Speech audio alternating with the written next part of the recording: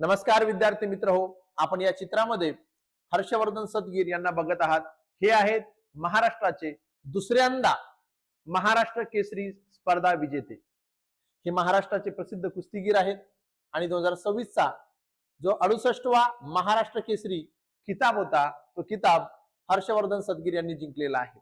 आतापर्यंत हर्षवर्धन सदगीर यांनी दोनदा महाराष्ट्र केसरी स्पर्धा जिंकलेली आहे।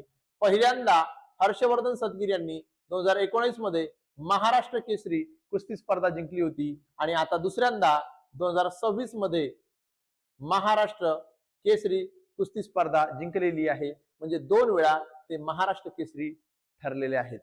आता हे हर्षवर्धन सदगीर मूळचे कुठले, तर हे आहेत नाशिक जिल्ह्यातले आणि यांनी अंतिम सामन्यामध्ये कुणाचा पराभव केला, तर अंतिम सामन्यामध्ये हर्षवर्धन सदगीर यांनी महेंद्र गायकवाड जे की सोलापूरचे आहेत यांचा पराभव केला आणि दुसऱ्यांदा महाराष्ट्र केसरी ठरलेले आहेत।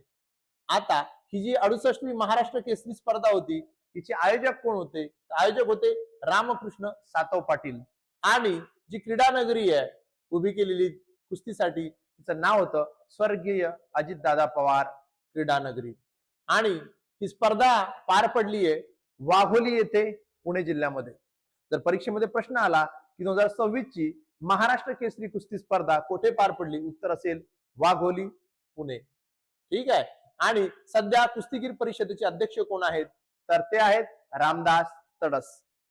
हर्षवर्धन सदगीर यांनी अंतिम सामन्यामध्ये विजय मिळवताच त्यांना बक्षीस स्वरूपामध्ये चांदीची गदा मिळालेली आहे, त्याचसोबत फॉर्च्युनर कार मिळालेली आहे आणि 5 लाख रुपये रोख बक्षीस स्वरूपात मिळालेले आहे।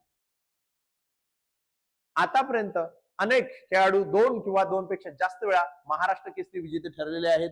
जसे की चंद्रहार पाटील सुद्धा होते, ते 2 वेळा महाराष्ट्र केसरी ठरले होते। तुम्हाला सांगायचं आहे की गणपतराव आंदळकर हे कोणत्या जिल्ह्याचे होते आणि ते किती वेळा महाराष्ट्र केसरी ठरले होते, एवढं सांगायचं आहे कमेंट मध्ये। धन्यवाद। जय हिंद, जय भारत।